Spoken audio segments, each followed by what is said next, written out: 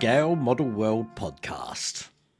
Welcome to the Scale Model World podcast with me, Dave Howell from Tyrell Models, and Wayne Green from the world of Wayne. Hi, Wayne. Hi, everybody. Well, it's been a while since our last episode. I'm sure you all know it's been several months. Well, we've sort of been away, and behind the scenes we've been beavering away at new interviews and thinking about how we could, move this podcast forward. And we've sort of listened to a few things and how we can improve it. So we're hoping that from now on we can release at least one episode every couple of weeks, and we've got some great interviewees coming up very, very soon. So it's been a while since we last spoke to you all, and in fact, it's even been a while since Wayne and I spoke. A lot of stuff's been happening, I think. For you, Wayne, I think the obvious thing to begin with is you just finished the space stations, 2001. I have, I was absolutely amazed that when I first started it, my intentions of how I was going to motion it and make it move and all that completely went out the window, even before I even instigated it, because I had one of those nights where I'm lying in bed thinking to myself, that's not going to work. It's not going to work. It's going to cause too many problems. So I went back to the drawing board and I managed to get 3 videos out of it. And but I think the engineering side that I've done for it is amazing. It's perfect. And I should have keep it simple. That's the goal for any of these engineering feats, I think. So it sits in the background of my videos now, revolving and doing its thing. Just the right speed, I feel. Yeah, the first motor I tried was like a fan. Crazy. It was like 30 revs per minute. But because I've got a gear ratio in there as well, the motor's 2 revs per minute, but I think it goes about 50 seconds per rotation, I think. So that's perfect, isn't it? Yeah, because that's the whole thing about getting the engineering right. I'm sort of looking about. I've sort of done lots and lots of lighting in my models, and of course, I've always thought, well, what's next? Well, I've done sound as well. Movement is quite a hard one. How can you get models to move and do something interesting? So I'm looking at moving roads for dioramas. How would you do that? Obviously, things like propellers or things like helicopters, you can do that quite easily. But I was thinking, how else can you do movement to make things more dynamic? Well, it's crazy when you're looking at things like slip rings and then servo motors and then other sort of motors, and then you're thinking about gears and how to operate. It's you can get yourself bogged down into so much that you think. Again, it's one of these. You've got to keep it simple. Just keep it simple, and then otherwise, the more difficult, the more things are going to go wrong. Oh yeah, absolutely. And I've done that. I've kept adding to my sort of circuit for my lighting effects. So eventually, you almost goes, that's enough, Dave. Stop. It's not going to work. Just leave it alone. You put enough on here. That's plenty. Leave it. Do something else. So it is one of those. It's just knowing when to. It's a bit that painter's thing, isn't it? Just knowing when to stop. Step away from the model. Stop, and you end up with something good, or you never finish. You just keep tinkering for forever. What's happening in partwork land? I think at the moment it's pretty much full steam ahead with all of the new stuff. Although of course, new DB5. I think that was the last piece of news, wasn't it? Yeah, well, we had the new DB5. Obviously, the wet Nelly's out now. We've got a few new builds from Agora Models. We had the Ferrari 250 GTO. Indeed. We've got the Apache helicopter coming out next month.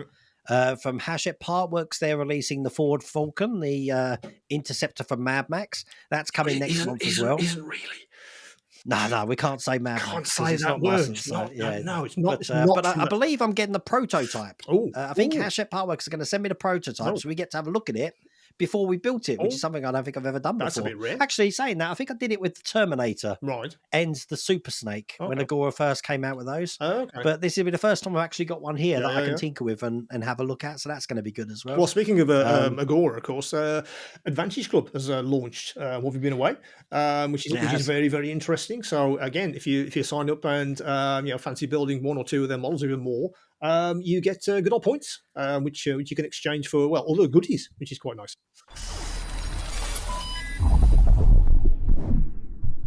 Before I move on, I'd like to talk to you all about a company that has transformed the world of scale modelling in recent years, Agora Models. Agora Models creates museum-quality big scale model kits. They invest heavily in making sure every customer feels welcomed into the modelling community and feels fully supported throughout the course of every build. Underlying this support is the Agora Promise, designed to establish confidence and trust that once a new model has been launched, it will not stop production until every part of the kit has been produced. To make scale modelling even easier, Agora now has their Advantage Club, a loyalty scheme that rewards customers, allowing you to collect points to exchange for free packs, enjoy discounts, get early access to new models, and ensure the customer care experience is world class. You can start building a model from Agora anywhere in the world, with deliveries dispatching from one of their 5 global warehouses. So if you love building scale models, or you're thinking about giving it a go, there are plenty to choose from. Every model is guaranteed to impress family and friends with their beautiful pre-painted finish and easy build technique. Instructions are easy to follow, so anybody who can confidently wield a screwdriver can achieve outstanding results. You can find the full range of Agora's model kits at agoramodels.com, and there are more exciting releases coming this year. You can also sign up to receive their Scale Up newsletter to make sure you're the first to hear about the new releases, learn what the pros have to say about them, and read news from the wider modelling community. Learn how you can build a museum-quality, big-scale model by visiting agoramodels.com. That's what they do. So yeah, interesting. So I knew it was coming, but I didn't know what it was going to be. I thought, well, it's an Advantage Club. Is it going to be a points base or something else? But yeah, if you understand what we mean in this country, I'm not sure if you get. Do they have loyalty points in the US? Not sure. I'm assuming they do. I'm guessing so. I'm sure they do. Yeah. So it reminds me of the old days of Green Shield stamps. They can stick in your book. Yeah. How many books do you need to exchange for a vacuum cleaner? Yeah. Back in the day. Yeah, I remember my mum bought loads of sticks. I used to stick those in the book for my mum. Absolutely. Oh, bless. Yeah, that's exactly where I used to do. From my point of view, it's pretty much been same old, same old. It's carrying on with Tumblr, DB5. I'm still doing RoboCop. Really enjoying ISS at the moment. I'm really liking putting the ISS together. I wasn't expecting it to be as detailed, but that's going to be great when it's finished. It's very heavy as well. Yeah. It's got a lot of metal in that model. So I'm trying to think of where I'm going to put that. When it was going to go on top of a shelf or a sort of unit, but we'll see how heavy it actually is when we actually do that. But it's going to be a good one, I think, when it's actually finished. But I'm sort of cracking on with all of those and the usual plastic kits, really. Whatever sort of takes my fancy. I'm thinking, oddly enough, talking about partworks, I'm thinking I'm going to do the plastic kit of the Ecto. Okay. And I've sourced the Lego lighting kit for the Lego model, so I'm going to put the lighting kit from the Lego model into the plastic kit. Wow, which should look pretty good, hopefully, if it all sort of fits, etc. It's got sound and the whole smeal. So I'm really happy to give that a go over the next few months. That'd be cool. What about model shows? Have you been to any model shows recently? It's been terrible. I was going to be at the one with yourself and sort of Matt Irving. I was going to be there, and the small space show. Brilliant. And I completely forgot to ask you. You didn't go to the Fen show either, did you? No, I didn't do that one, but I did do the small space, and they had some of the props from Red Dwarf there. That's why I was like over the moon seeing that. Absolutely. That was absolutely great. So I was trying to, but just stuff going the way. I'm really going to try next year to try and go to as many of the IPMS shows and any of the specialist shows. Well, the good news is that I'm going to Telford this year. Indeed. Okay, but this time I booked a hotel from the Friday night to the Monday. Wow. It's apparently 2,000 yards away from the venue, so there's going to be pub calls that night. Yes, it is. And even better news that Phil and Lou are coming over again, so they're going to be here for those 3 days as well. Yeah, there you go. So not a trek around the UK for a change. Well, we'll see. That'll be afterwards. Oh, see, yeah. But it does give us a chance to actually see. Yeah. Like, I mean, even when I've been the year before on my own, I never got to see the whole show because I was only there for a day. Yeah. And you can't do Telford in a day, especially if you really like focusing on all the models that are actually there. That's right. So the fact that we can actually do it over 2 full days now is going to be brilliant. Absolutely brilliant. Yes, absolutely. And really, it's a case of if you haven't sort of been properly, it's shell shock. A lot of people don't go. They go, I just didn't expect. I think because they've been to maybe a few smaller IPMS shows, and they weren't quite really prepared for the nationals as we kind of call it. But yeah, absolutely, yeah, it's a massive venue. So if anyone's thinking, well, I haven't been yet, well, come down. You can obviously meet us. I'll be there, obviously with my stall set out wherever they put me this time. And interestingly, I'm sponsoring an award this year, which is interesting because I was thinking about all the competition, because obviously I try and enter something every year, though I don't think I'm going to get time this year to do anything, which is a bit of a shame. But I was thinking, well, what I was looking through the list because they have obviously you can enter something into certain categories like cars or dioramas, figures. Yeah. And you get specialized awards for, for certain things, which IPMS have sort of put together over the years. No award for sci-fi and fantasy. So I thought, that's a crime.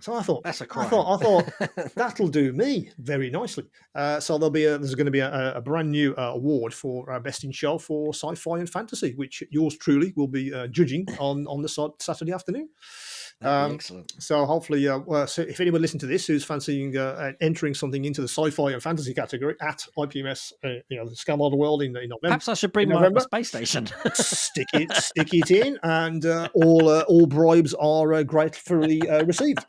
So apparently that does go on. Apparently, so I have been, or at least it's attempted. Is it white or brown envelopes you need? Well, thick as possible. Yes, but yeah, that's going to be an interesting one. I've got the trophy. I know what it's going to look like. It's going to get the thing engraved. So if anyone's does fancy having a go, then do enter.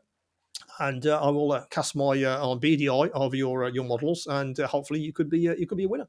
And oddly enough, you'll be obviously the inaugural winner of the trophy. Do come down and check it out. But yeah, if anyone is going to be at Scam Model World in November, do sort us out, and we'll have a chat, which will be quite take some good old selfies.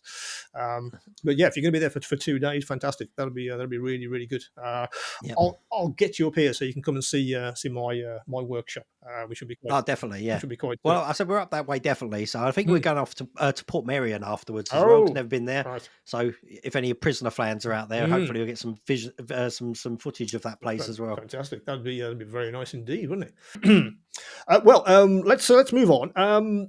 What we've had actually is a couple of questions since we've been off air. The first one comes from James Anderson, who asks.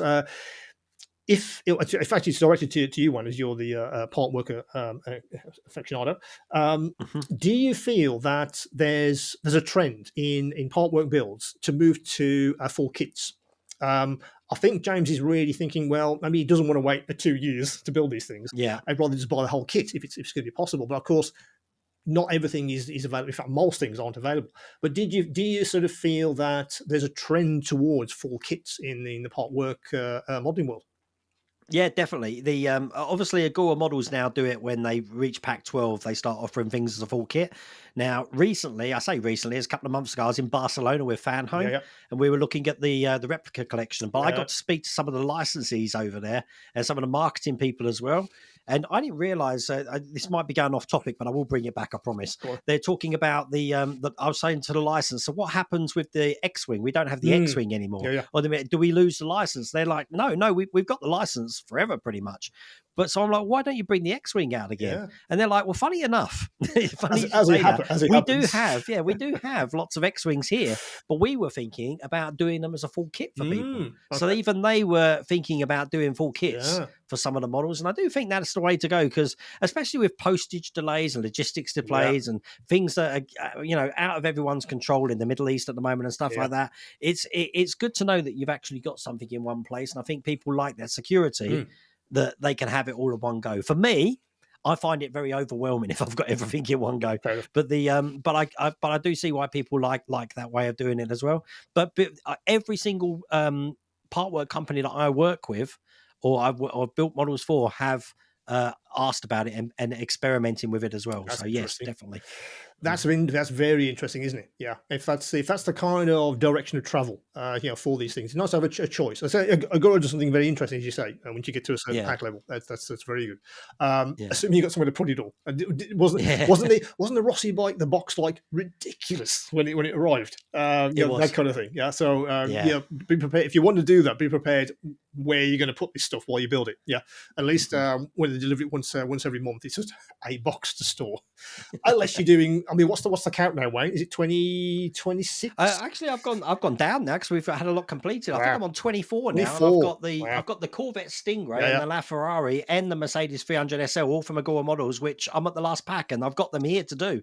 So that's 3 more models off the bench. Well, so that's very, very. I'll have nothing to do. So make something up, and you can magic tricks or tell jokes.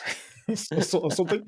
Yeah, send me a model, someone, please. Yeah, that kind of thing. We've also had a message from Julian Smith. Who, now, he's interesting that he said that he's never built a kit in his life, partworks or plastic kits, but quite likes fancy getting into it. Now, not necessarily plastic kits, but just a kit, yeah, if you like. The concern he was expressing was, I guess, a couple of things. That because he has had no background in scale model building at all, would he be able to follow the instructions, for instance? Would he be able to understand how to assemble a model together?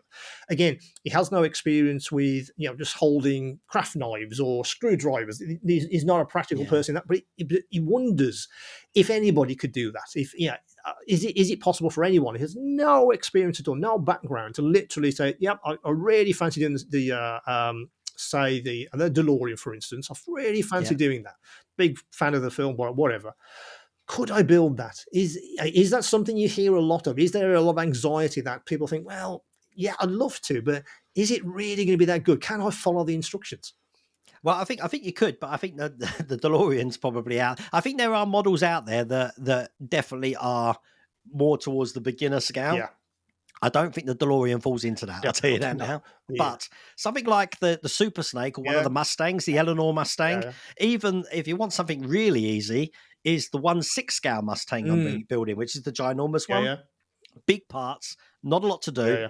And excellent instructions. I think the problem comes in, and I'm sure a lot of people listening to this podcast will agree with me, is when the instructions aren't pictorial, aren't drawings of the parts you're putting in. They're actually photos, and you can't tell what's going on in those. And it's like, and it gets confusing then. And that's when videos like my channel comes into its own, because people get confused with the instructions and then go to the video and see what I'm doing there. So, I mean, there's always plenty of help with partwork forums, even kit models like this. That, again, let me go back to that space station. The space station was an easy build. Yeah.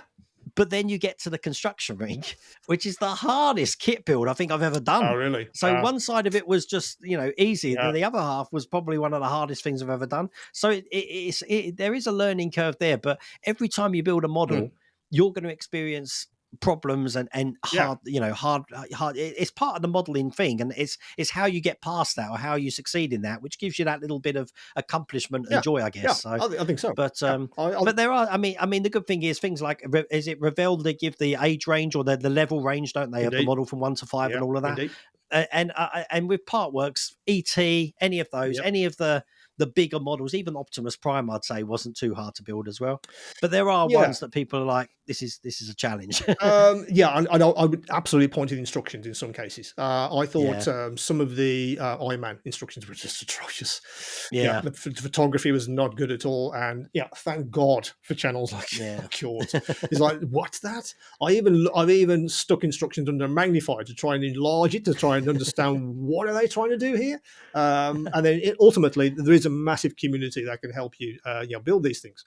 But I think you're right. I think it's an interesting point that if you wanted to sort of, I guess, practice a little bit, then guys like Airfix do lots of beginners kits, snap together, even just to try a few snap together kits to begin with. Even beginners kits, which have very few parts, they give you a little paint, etc. You'll fancy trying that. Just maybe sidle up to something bigger. I'm not advocating jumping in the deep end. Absolutely, I picked the DeLorean because the only one I could think of.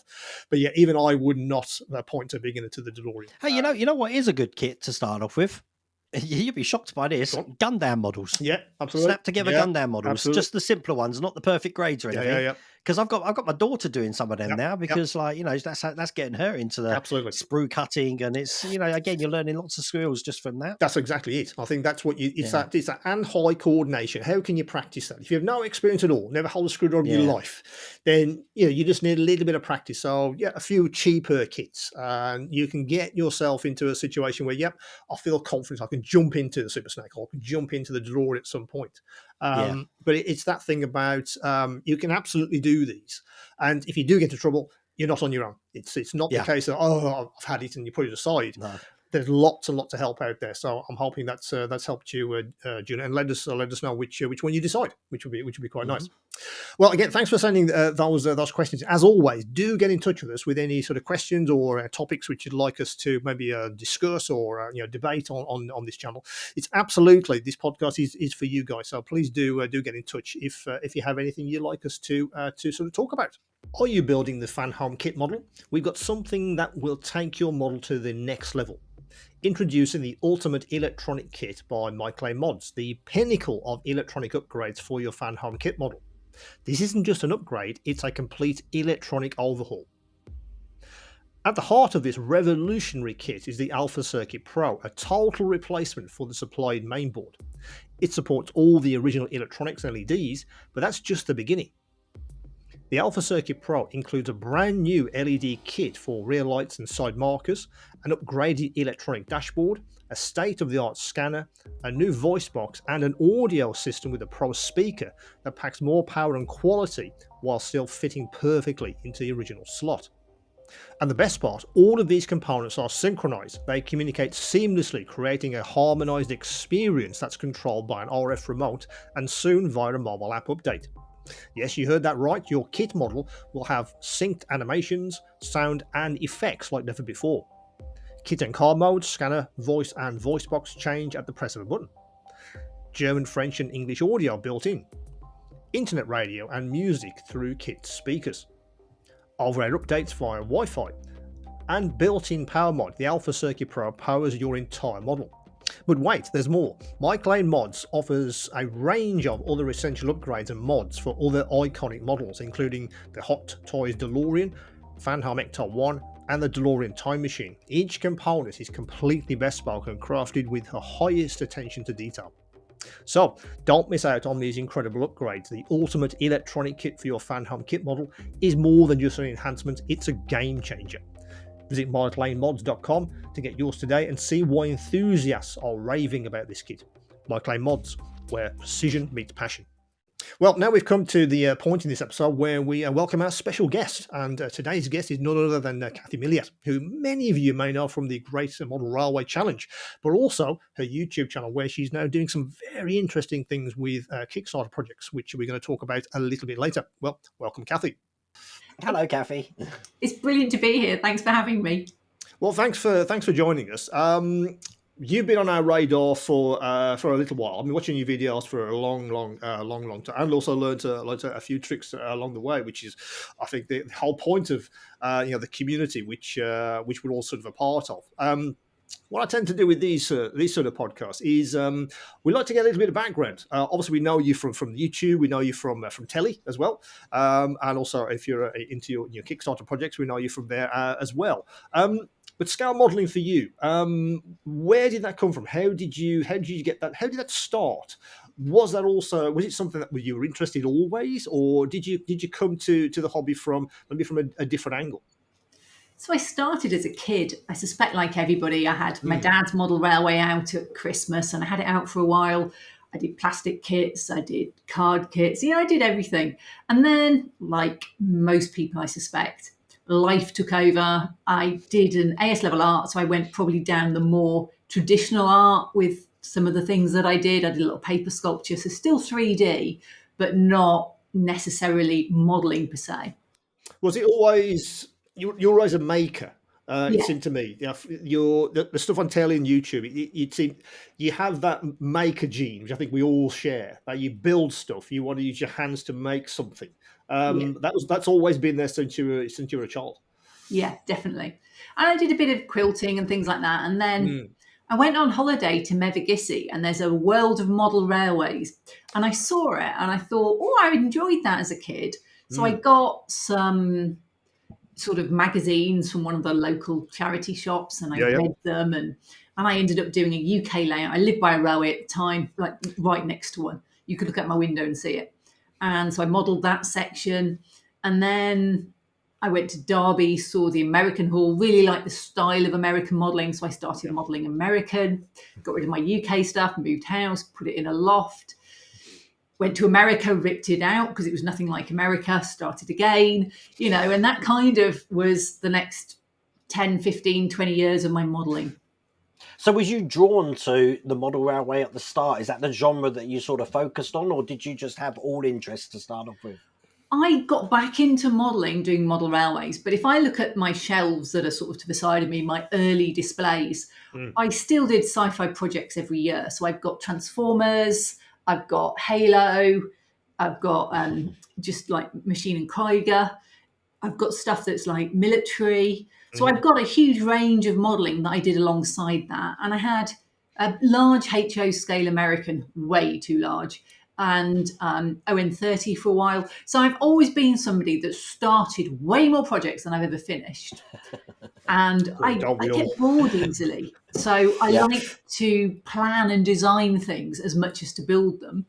So I've probably planned and designed about 10 times more than I've ever built. But there's always been a mishmash. I remember going down the rabbit hole of orreries, the planets spinning around a sun. And I'd got in Excel every single gear that I ever needed worked out. So I could do an entire solar system, and I was starting on the moons, at which point I started to build a card when it warped and went, no, that's enough. I think that's right. I think you kind of have to decide how you're going to approach. I think model making in general. I think everyone listening to this will say, they're all nodding. So we start probably more than we finish, or we have an ambition to do whatever the project is, and it just never gets done. There's just not enough time. Everyone has maybe a stash that is going to far exceed their lifespan. Let's be honest, it is, and that's just part of the hobby. But how do you decide that then? Because obviously you do a lot of different kinds of things. Is it just that? Is it just, I quite fancy doing the railway stuff this week, or do you mash that up during the week to keep it interesting? Because I've spoke to a lot of people in model making, and it's just that it's odd that you mentioned time frames. I know a lot of model makers that won't take on something that's too long because they get bored. They want to do something new. Other people, it's more about quantity. One kit a week, every single week. I have to finish one on a Sunday. That's their thing. If they don't, they think they've failed, or they've how do you decide what are you going to do? And is the time frame an important factor? I wish I'd been more self-aware when I started my massive New Haven layout, because I designed this massive one, and I did a little bit of everything, and I got everything to a certain level, and then I just went, well, I've done one of everything now, and everything now is just more of the same, of the same, and more of the same. So I stopped doing it, and it sat upstairs in my loft, which was too hot in the summer and too cold in the winter. Now, you can fix cold easily, but in the UK, it's really hard to fix hot easily. Absolutely. So I just never went up there. So I got heavily involved in the politics of model railways. I was an Atlantic director of the NMRA and just fell out of love with doing railways over all of that period. It became too political, and I just stepped away from it all. So I've actually given up my railways now. The last one I did was a small UK Port de Norwich layout, which was a North Wales slate line.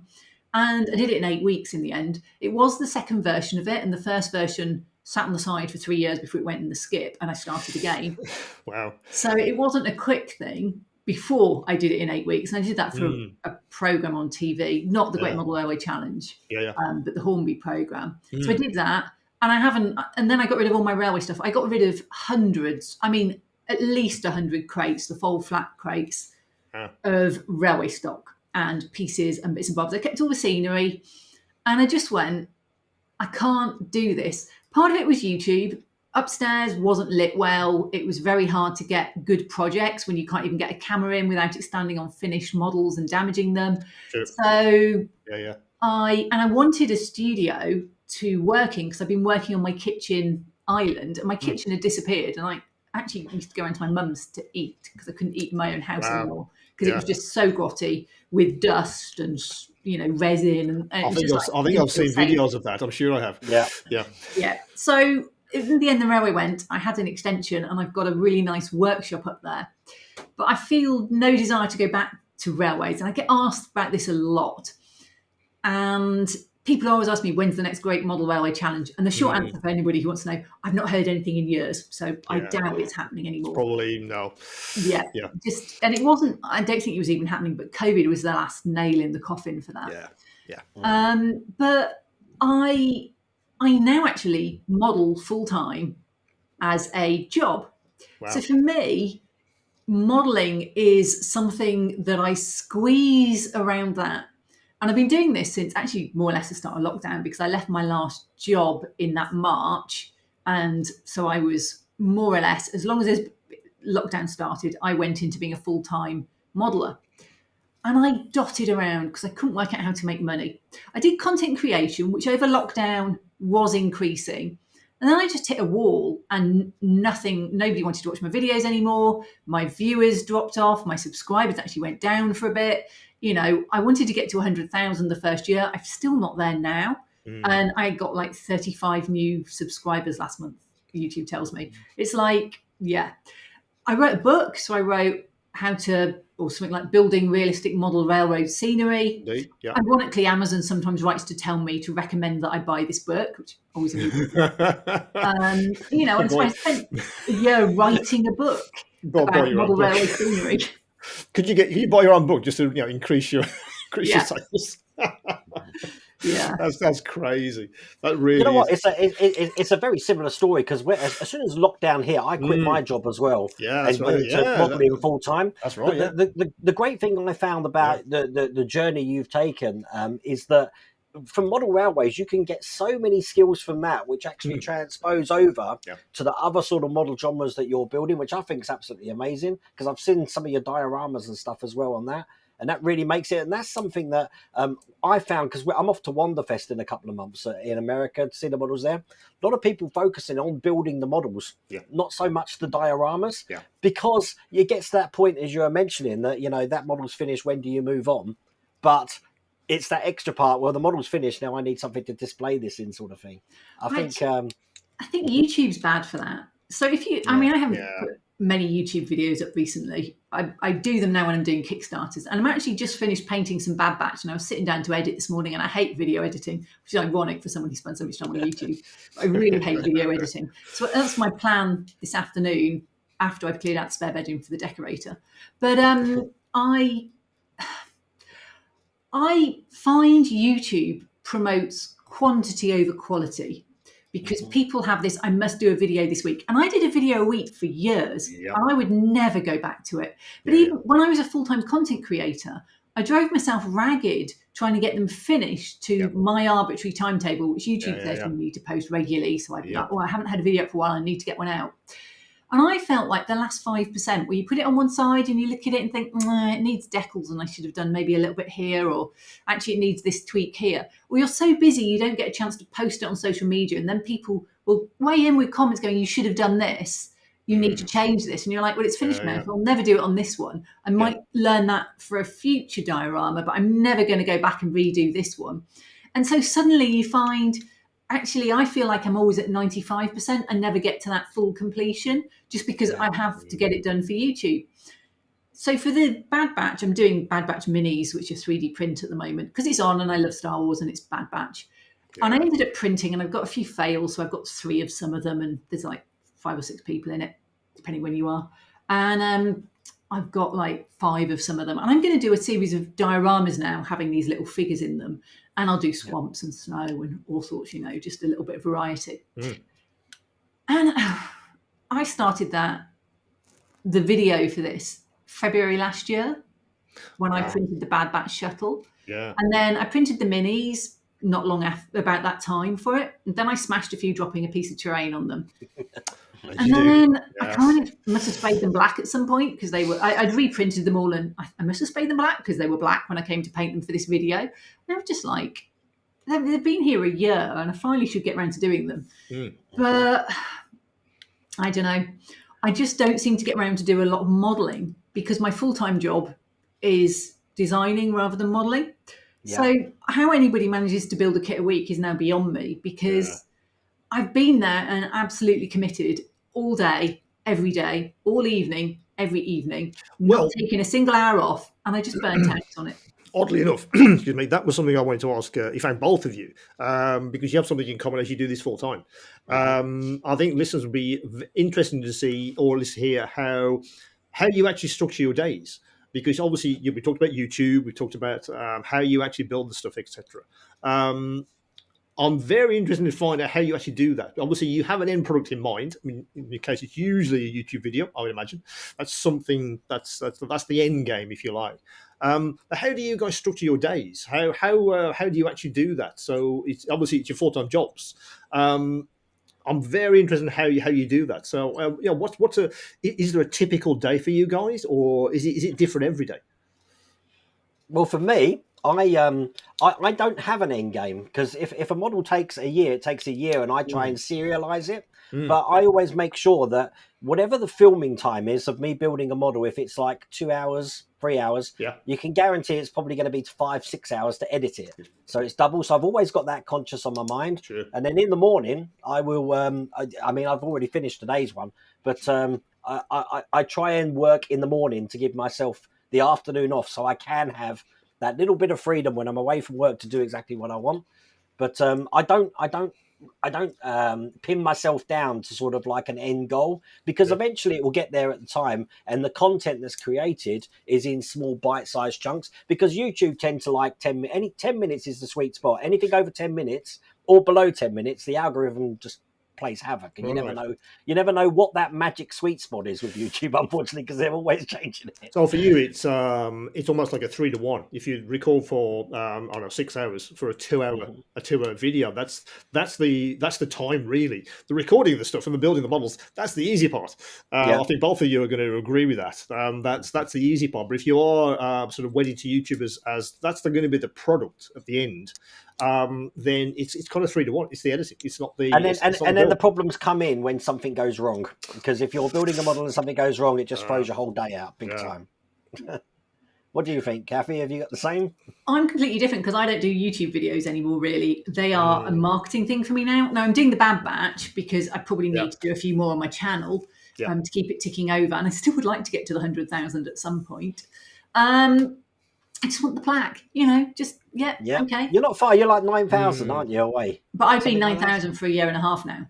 Right. Okay. So I'm like plateaued at 90, and I just haven't. Oh, well, you guys are professionals. I mean, I'm dreaming of 1,000. That'll do me. You probably get more new subscribers every week than I do. But no, I mean, I now design 3D print designs for a living and sell them through Kickstarter and then on stores. So for me, my day is very simple. I get up, I check my social media, which you could call business, because I go through all my business emails and stuff. Yeah. I start work, I design, I will set test prints to go. When I'm printing in FDM because it's been terrain, so I normally have 4 printers running 24/7 getting my test prints out, because I do way too much stuff and I test print everything. I will take a break for a bit at lunchtime, go for a walk, have lunch, come back, work till pointless, stop for maybe an hour, and then I'd normally log back on again and work all evening till about 9. Wow. And then I would do that every day. Wow. Like literally. And I guess at the moment I'm trying to not work as hard, so I'm not working in the evenings, but I need to, because actually I've just finished one Kickstarter. The files go out probably starting next week, because I should get the money tomorrow. Or I'll get the notification of it, and then I actually get it in my bank account next week. Sure. So the files will go out then, and I'm already started on the next one. And if I do the number of weeks to go until Kickstarter go live, which I want to be in June sometime, because if I leave it too late, then it's a slow patch. And my last one was in a slow patch and didn't do that well. So, I just need to know, I just need to work 6-7 days a week, every hour, just to get the designing. And then I need to print them, paint them. And my first one took about, I'd already done the engine. So pod races is what I'm doing next. Yeah. So my next one, it took about 3 weeks. I was really struggling with some elements just to get it to work. And then I'd put it on the print test channel on my Discord, or, on the pod racing channel there. And people make comments about what they liked and didn't like. So it's going out for print testing at the moment. My print testers have got it. But I'm doing some tests on the resin, and then I'll be doing resin as well. I've just been doing FDM up till now. So for me, there's a hard deadline of when I want it to go out for like getting it through my sort of company. I wanted one in before the end of this year, because I've had a loss-making company for a few years with content creation. So it becomes all just very much more driven because I'm creating designs. But that's partly I overcomplicate and do too much stuff.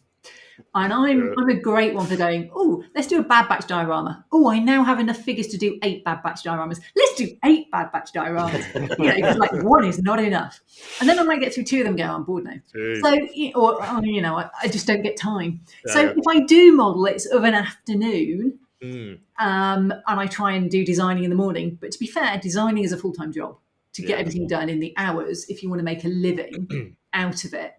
And YouTube gives me £100 a month at the moment. It's not giving me anything. So I want to keep it ticking over because it's a good sort of sales channel and I enjoy doing the dioramas. And I've got a B1 droid full size printed sat on my spare bed at the moment. I've got a little pit droid and a folded pit droid as well. So they need doing. I've got a cosplay I'm halfway through, which I'm doing the helmet for. I'm onto the decal stage. Need to do that. I've got the Bad Batch shuttle in pieces. I've got so many projects half done. I was supposed to be doing Thunderbirds for my live streams, but instead I'm just talking about modelling. It's seen me modelling at the moment. I've just done painting a bit because I haven't got time to actually physically do the modelling and design. And then I never take any time off because I finish one Kickstarter and then I'm just like, oh, but I need to get the next one started. So I've been really apathetic the last month and been a bit dithery and not really worked of an evening and not really managed to get the full square 8, 7 so for you, I think what you're saying is for you, it's kind of imperfect storm. 3D printing has improved. Kickstarter's come along. You were looking around for something to get you off the hamster wheel, which was YouTube, and design for Kickstarter and that space is a really good fit because ultimately you are more of a focused on design than build. I think I'm hearing that's really where your passion is. Really, let's design the stuff. Building, you got to physically do it, and that's fine because you're a maker. But the design is really where you're sort of where your heart is. I'm interested to know your journey from actually going from traditional model to designing. Is that self-taught or something that you've trained on?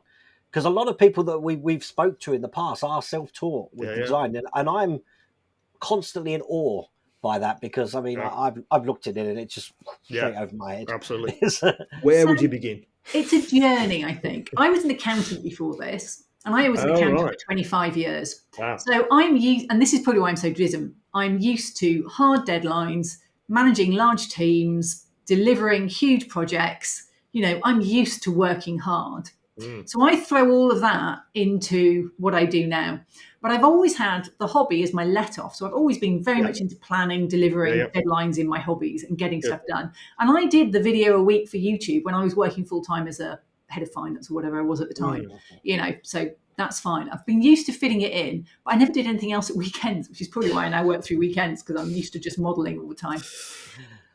But how did I get into this? I bought a 3D printer, I think after the first season of Great Model Railway Challenge when the little Anycubic Photon came out.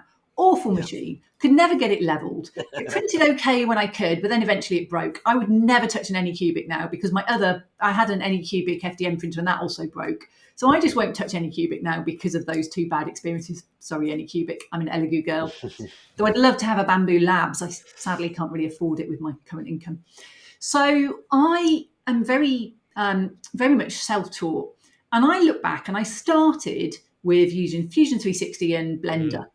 And these are the 2 big free ones that people talk around. And I think it's how your brain thinks as to which one you'll take to. I have never had plans. I mean, when I was at school, we did art and home ec, stuff like that. Technical drawing did not exist for girls' school where I went, And bear in mind, I'm 51, so I am quite a long time ago, really, in educational things. Graphic design did not exist. Computers, really, we were on ZX Spectrum and BBC when I was young. Absolutely. So it was a long time ago, not that old, but a long time ago, still young at heart. And so I looked at Fusion 360 and I tried it. I don't think Fusion. I don't think with plans, extrusions and blueprints. I think very much like Blender, which is vertices, edges, and faces. You can move them, manipulate them. And I can do it very, very structurally so it all lines up now. I've learned all of that. And I can get everything to match and line up and be square and proper. I mean, it's not great for engineering, but actually for 3D prints, it's perfect. Yeah. It can do sculpting. So my new thing I got for my birthday was a tablet with a pen. I have one from when I was doing Photoshop donkeys years ago, and it has pen pressure. And I want to do actually do the ripples with sand dunes. So I was kind of looking for that, but my old one doesn't work anymore. It's 10 years old. So that's my next thing to learn. But Blender is, when I started, it was before 2.8 UI change. It was right click to select. It was really mind-blowingly hard to learn. YouTube had just started to get into it, but it was so hard. Then they went through the 2.8 UI change, user interface change, where actually it went back to left click if you wanted to select. So it wasn't suddenly, I'm always doing the wrong thing. I got a keyboard with a number pad because you need that. I got a middle mouse button mouse, which you need with, So along the way, I picked everything up. And now, I guess because I was an accountant, I spent a lot of time on computers. I'm used to spending a lot of time on computers. So now I just spend a lot of time on computers doing Blender. I have some great videos that I followed. They're not generally 3D print ones, they're often for renders, but just their shortcuts on how to model Booleans, doing displacements and stuff like this. I've learned so much. I can sculpt now, not well, but I can sculpt. I've even having to do little figures for my pod racers because I can't find anyone else to do them because I don't make enough money that I can hire somebody to do them. So I'm just doing figures, which is difficult. Let's put it that way, especially when they're alien and they're like a giant head with arms and legs. It's, okay. So, for me, it's been a journey and I keep learning. And one of the biggest things that I had to learn was how to make a beautiful Blender design printable. So I just did Maul Scimitar from Phantom Menace because I wanted to do it. And it's screen accurate. So whether I'll ever sell it or not, I don't know. But I went to make it printable. And of course, I haven't been making it printable. I went because it was just a hobby project over Christmas. Yeah.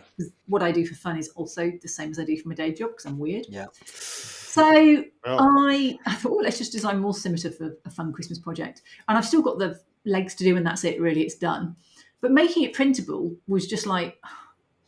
So, of course, I didn't do this. I did it screen accurate. So none of the angles, the overhangs, nothing's been sorted to print. Whereas normally when I design everything to print as it is, with no overhangs. Though I did find one the other day. I spent ages making sure it works for FDM to print because that's the chosen one I do it in. So, yeah, it's been a learning curve. It's steep. And people say, I might just get into 3D design and design stuff. And I think for people nowadays, they've often grown up with graphics programs at school. Yeah. They've learned 3D design at school. So it's an easier entrance. There's a lot of stuff about games. So they'll have at least learned the basics of doing, all of the stuff for gaming. Yeah. Some people have ZBrush, but an awful lot of people use Blender because it's free. Because you can render in it. You can do almost everything in Blender that you can do in the others. It may not be the best program, but you can make it work. So for me, it's just been watching videos, do some courses, teach myself, work out why Booleans just fail every single time if you put two onto the same thing, and they won't 3D print properly. I've got a great website I found because I have a Mac and NetFab doesn't work on Macs. Yeah. And the new NetFab that Autodesk have has screwed it up, and that fixes your files. I found another one to fix my files now when they're absolutely not working for some reason. So, it's all a journey and it's practice. And it's also about, for me, it's now a business. So it's about working out what sells. And that has been the hardest thing because I overdo rather than underdo. So there's probably 700 STLs in my last. Wow. One. So do you feel when you sort of step back, I look at this all the time, stuff that I could, get 3D printed and just because I like the design. But the marketplace for these seems to have exploded. There seems to be a lot of it out there. At least it's come out of, I guess, Warhammer. It's come out of the gaming community per se. But it's turned into more of I guess what I would call more of a model making kind of space, particularly figures are of, say, 50 mil, 50 mil, 75 mil figures, these kind of things, which you can just buy, print if you can, or get someone else to print them for you, and away you go. So the market seems to have, it seems to be larger than it was, and there's a lot of stuff out there than there used to be. So are you trying to find sort of your niche? I mean, your Kickstarter, obviously, recently. But do you think that's what it is? You're looking for gaps in the marketplace. So, well, that would be very interesting for this group of people. I mean, how are you reading the marketplace? For your designs at the moment, do you feel it's changed? Is it something that you can influence yourself? Is it all about something brand new and innovative, or is it more about looking at large franchises and doing something interesting within those franchises? That's a really good question, and I sound like a politician saying that. It's actually quite hard. So people say to me, "Why didn't you do model railways? I mean, you've been doing those for so many years." Sure. And then somebody actually said to me, "I've got some friends in a model railway club, and they want these Swedish lampposts for their station. They want someone to 3D model them." And I'm like, "Well, that's the trouble. They want a Swedish lamppost from a certain location in a certain era with the right number of rivets, which there may not even be a good photo of." And it's such a divided marketplace for railways. Everybody wants the exact one they had. And there's no real generics in railways. You look at the UK, you go 10 miles down the road and it's a different line, and suddenly everything changes architecturally. And so I chose sci-fi, which has always been my first love. I'm a huge sci-fi nerd. I have my own lightsaber and everything. Hey, I'm a nerd. Nice one. I wanted to teach myself lightsabers, and I discovered, total aside, there's nowhere in my house that I can actually swing a lightsaber without hitting something. It's just blocking. And I'm too embarrassed to go out in my garden, so the kid next door. I was going to say, outside, I'll do that. Yeah, I know. Well, when it's better weather, but at the moment, in the dark, mind you, it'll be midnight. Yeah, you know. But, no, the mud's a bit muddy at the moment. So, when I went into this, getting out of content creation, having done 3 or 4 years not earning enough money, and I was a well-paid finance consultant before, so I'm not that fussed about it. My mortgage is paid off. For me, it's a fun time of life to play. I always said accounting was my first career, not my only career. But I really do need to earn enough money that I can actually afford my bills, especially the massive electric bills with running 4 printers all the time and heating my resin to get it to 25 degrees. So I looked around at the marketplaces, and I didn't at the time play tabletop games. But you mentioned Warhammer.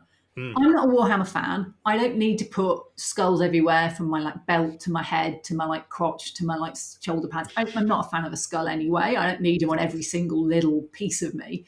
And I'm not a fan of the Warhammer aesthetic. I've been to Warhammer World. Their modelling is superb. I just don't really like it. And I don't want to get onto the Games Workshop litigious side of things. They just go after 3D print designers wholesale. If you write anything like the word Space Marine, your piece will get taken down. Even though Robert A. Heinlein had Space Marines, and I remember reading the books as a child, pre Games Workshop getting all their patents in, they still will take down anything. So I've never wanted to go there aesthetically or from a legal point of view. But if you want to sell and you want to do it in tabletop games, I started playing Star Wars Legion because I love Star Wars. I was always a Trekkie as a child, but I got into Star Wars with Mando, watched the Clone Wars, and fell in love with Star Wars over the Clone Wars. And if you haven't seen the Clone Wars, I think it's the best Star Wars out there. The last season of the Clone Wars, the last episodes, I did 2 dioramas from them. Absolutely the best Star Wars out there. Just don't tell me what they did to Ahsoka with the last series. Anyway, so I started playing Star Wars Legion. I also have Star Wars Shatterpoint because they sent me a course set to do for YouTube. And so it's useful to have a major franchise like Star Wars to have some of the design inspiration. But when you're being inspired off such a large IP, you really want to be at least 20% different. So I'm doing pod races. They're going to be called Galactic Racers for my next Kickstarter.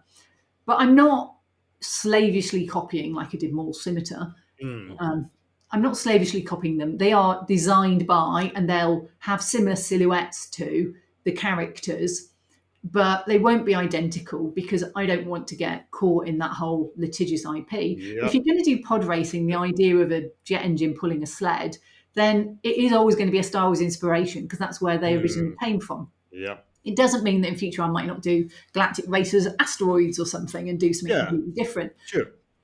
But my main hobbies now that modelling is like my full-time job is either reading Star Wars at the moment or actually playing games. So I have a lot of inspiration from the games that I play. Titanfall 2 is my favourite game. I have a lot of inspiration for that. I just spent probably, I think it was 11 full days, maybe even 12 full days playing Starfield.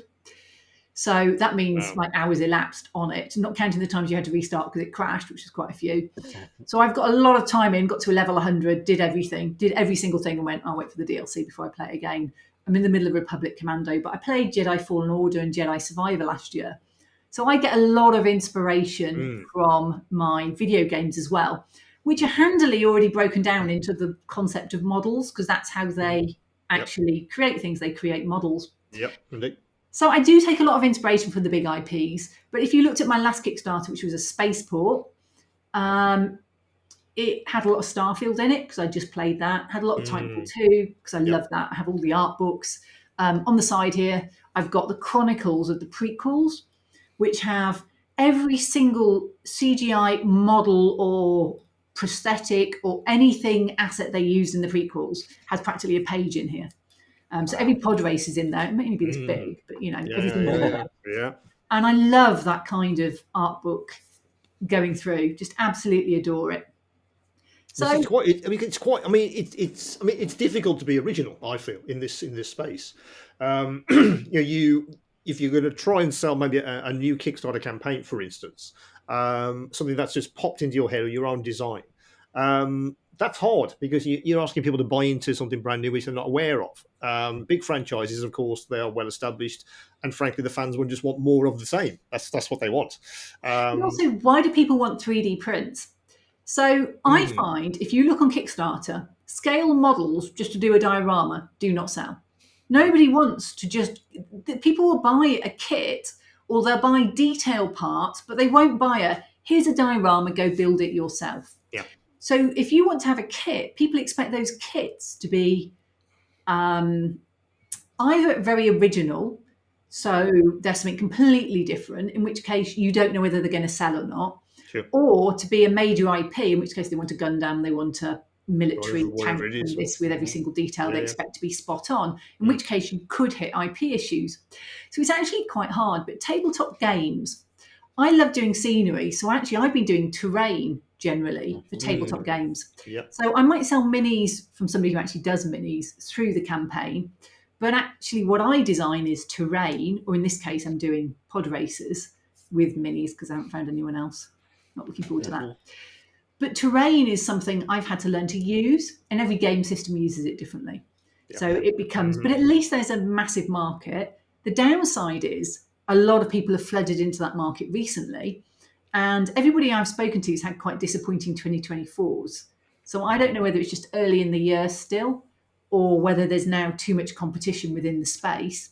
I've noticed people who did great stuff in the last couple of years are now doing perhaps fantasy, trying to see if they can move out of sci-fi. People say to me, you should do Warhammer. It's so big. It's the biggest one out there. And it is. In the UK, it outsells everything else, hands down. Yeah. And the answer is I didn't give up a well-paid job to do skulls on crotches. Well, what's you're sort of nodding and shaking there, right? What's Warhammer? What does Warhammer mean to you for you? Well, Warhammer, you see, I wasn't a Warhammer person. I was Advanced Dungeons and Dragons, so it was all in the head. We didn't really use figures, and then when the figures started to come for it, they were metal casts, and they couldn't really get the detail that they can get now with some of these resin prints and stuff like that. It was still fun painting them, but you could never get, the sort of thing you did now. But just touching on what you said about the niches and stuff like that, I tend to find that at the moment, the toys that because we're similar ages, the toys and stuff that I wanted as a kid for the films that inspired me growing up, like the Black Hole, I don't think you can see my Vincent there, so, stuff like that. They were never available when we were kids. And with the advent of designing and people creating things that appealed to them when they were kids and being able to build them now, I find that's the biggest draw. And again, this massive model convention at Wonderfest in Kentucky, the things you see there, you're just thinking, I can't believe someone's taken something so niche and just made a model of that. And for me, that's what the appeal is. But talking about Warhammer, for me, Dungeons and Dragons, if there was Dungeons and Dragons stuff coming up, then I would be interested in it, even though I haven't played Dungeons and Dragons for years. But there's so much fantasy out there. If you look at the campaigns, you look at the model print sites for tabletop gaming, fantasy is like 10 to 1 for sci-fi. Wow. It massively is. You can get any dragon you want. There are people who just do dragons. There are people who do entire game systems based on 5e, probably, that you can buy all of the figures plus the game system. Mammoth Factory do one. Great guy. I met him through My Mini Factory, and we spent a lot of time chatting over the years. You know, there's great things like that. One of the people I know through Discord is doing a game for my pod racing. So he's actually doing a game that goes alongside it. So we'll have a pod race game as well, which means I've now got to design things that fix for that game for like the terrain side. But yeah, it's interesting. I didn't go into this wanting to make a huge amount of money. In fact, money was one of my lower criterias, probably, because, you know, I've earned the money and gone. I mean, I was never massively well paid. Let's just get there. But, you know, I've earned enough money that my house is paid off, and I've just gone, actually, I'd rather do something I really enjoy. And I love what I do. I'm rather obsessive about it, perhaps, and probably a little bit too driven. I do absolutely adore what I do. The problem with sort of is just finding out the niche that will sell. And then you can play out that niche. So I look now, there's a lot of Star Wars Legion, for example. If you wanted to do Andor, which was I really disliked, I thought it was really boring. Someone called it Blandor the other day, and I knew exactly what it meant. I wasn't an Andor fan. Really excited for the Acolyte though, which trailer dropped yesterday. Because I like Jedi being Jedi and being good. I'm fed up of them being a remnant. You know, I want Jedi with lightsabers and not, you know, anyway. So I actually printed it all and ended up giving it to my local gaming shop where I play. I printed 4 crates worth of this guy's Kickstarter for the Andor buildings. Nobody ever needs to do Andor buildings again because he did such a brilliant job of doing them all. And that becomes the problem. You know, if you want to do something like Star Wars, I'm on 2 or 3 patrons like Darkfire Designs, Hokusa, who do Clone Wars era, which is my favourite. David Chef Models did some great stuff as well. They've already done all the normal little minis. So if you were someone now wanting to get into that marketplace, all of the normal big minis have been done. You know, the big selling ones have been done. All the ones that are Legion ones that you might want for that game, for the RPGs, you know, most of those big ones have been done. Even the small ones from some obscure KOTOR game, which I tried playing, really struggled because it was D&D, and I wasn't in the mood for it. I wanted to just blast stuff. You know, blast stuff in KOTOR, I don't think. And I just played Jedi Survivor, and I was like, I can't even swing a lightsaber properly. No. So I will try it again, but, you know, there we go. But a lot of the big stuff's already been done because people got into it earlier and they've done it. So when you look at terrain, Geonosis has been done to death. Tatooine's been done to death. You know, you can get the skiff for Jabba. You can get all sorts of things. Mandalorian stuff, when it comes out, people do it. And some of these people have the terrain out within a few weeks, well, in the same week that Andor or Ahsoka or whatever the show is, they've had the figures out that week. And I'm like, I'm not that fast. Wow. You know, and they've got patrons, and these are large patrons with a lot of people. So if you're trying to come new into those things, terrain was an area that was less saturated, but you're still trying to come into a very saturated market and be known. And what I found was my first Kickstarter did all right. I think it was about 7K. My second Kickstarter was about 8K. My last Kickstarter was 6K. So I'm like, oh, it's going down. And I probably need to do 3 or 4 a year to come up with a reasonable salary by the time you've paid for so much print filament for testing. So there's a piece around trying to come into a new but already quite saturated marketplace. So yes, it's a big one, and I picked it because you can sell there, and there's a known product that I know exactly what people want for Star Wars Legion because I played it. I know what they want for Shatterpoint because I played it. But it's still different to what you want for RPG, because those people might want dungeon tile styles so they can do their little encounters. So they want something completely different. And it becomes a case of almost trying to please too many people and working out what is the niche I actually want to design into. Yes, because I think ultimately it can't be just driven by that. It has to be something you're interested in. You know, I'm not going to sit in front of a computer for days if I'm not really interested. That's not really on, is it? Particularly not in our genre. We want something that we're interested in. And if at the end of the day you can sell a few, happy days. That's utopia, I think, for everyone. If we can absolutely do that, I think that's what everyone would like to do. Well, we've almost run out of time, Kathy. That's flown by. I guess we close by asking what's sort of next. What's up your sleeve? Is it more of the same, or are you going to take a complete left turn and do something completely different? It seems that you've been jumping around a few things. Really, what's of interest? Starting with the railroad stuff, of course, absolutely. But now we're all with your sort of fantasy and Kickstarter. So what's next for you? Well, my next Kickstarter is pod racing, and I've got Kickstarters planned for I could do years worth of projects. Right. And what I like about them is they are quite finite. I might spend 2-3 months on one, but then it's finished and rolled on. Apart from the big crates of prints that are left, which I'm running out of space under the beds at the moment. But I really enjoy designing. So I'm really happy where I am. I could work a bit better on my work-life balance, if I'm honest. I do need to not burn out as much and take proper breaks. I was supposed to be off last week, but I ended up working the whole way through because my connectors weren't working on the pod race when I wanted it finished. It took me a week before I was happy. Because, if it's a 10-hour reprint, you do so much per day before you... Before you know.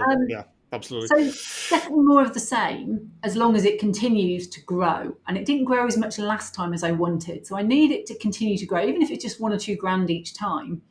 I really need it to become to a level where I can perhaps do 3 Kickstarters a year. Just because of the scheduling on Kickstarter, you really can't sell anything close to Thanksgiving in America. Anything after Thanksgiving because they've spent too much money. Anything then in January and February because they've still spent too much money. And I did a February campaign and it wasn't the best, but I wanted it in before the end of March for my company to have the money in that year. And then you can't do it over the summer, which is really long because the Americans have very long, and the Brits are off, and America and Britain are my 2 biggest markets. So by the time you've got that, you're really limited on the few months you can do it, and you can't ram them all together. So it becomes a really odd thing. I don't want to go to the monthly grind of a Patreon or a Tribes on My Mini Factory or anything. The grind that I had once on YouTube taught me that if you're on your own, there's no let up 1 month if you suddenly need to do something else. Whereas on a Kickstarter, I can just put it back a month. It may not be the best time for it, but I can just put it back a month if it's not finished. So definitely I need to learn about doing less and charging less because I do something smaller, but perhaps adding more parts to it. I'm still learning the Kickstarter trade. I tried Facebook advertising for the first time on this last one.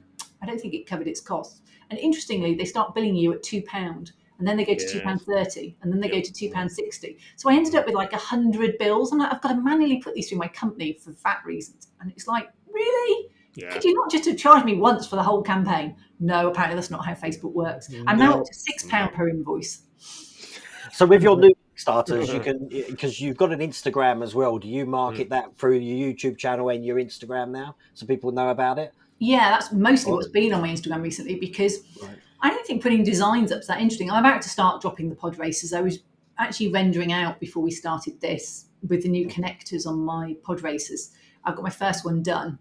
It's the 4-engine one, so it's the biggest one probably because it's got 4 engines.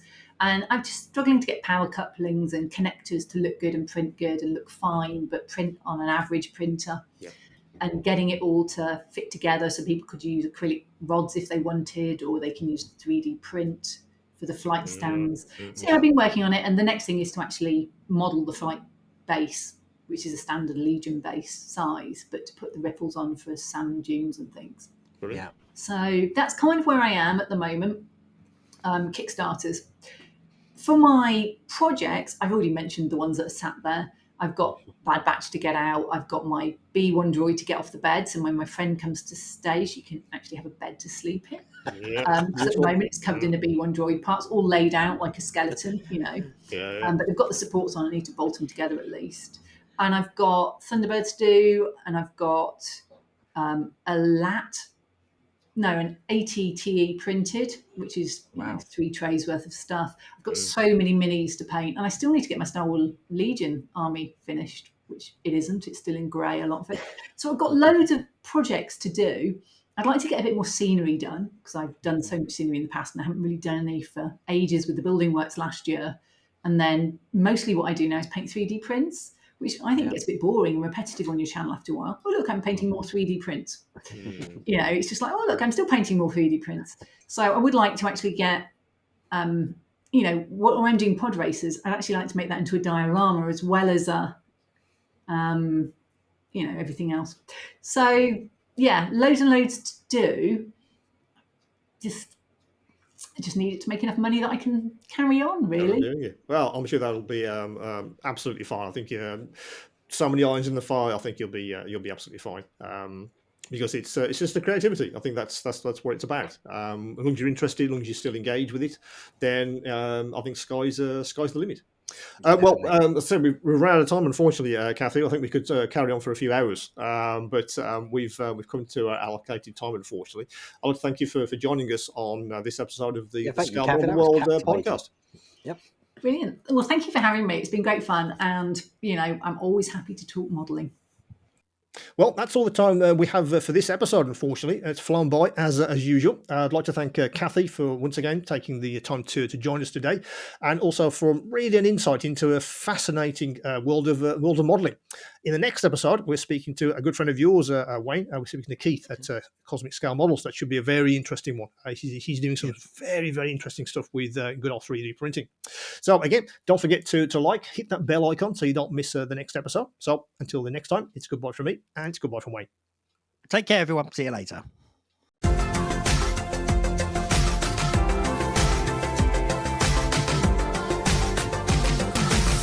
The Scale Model World Podcast.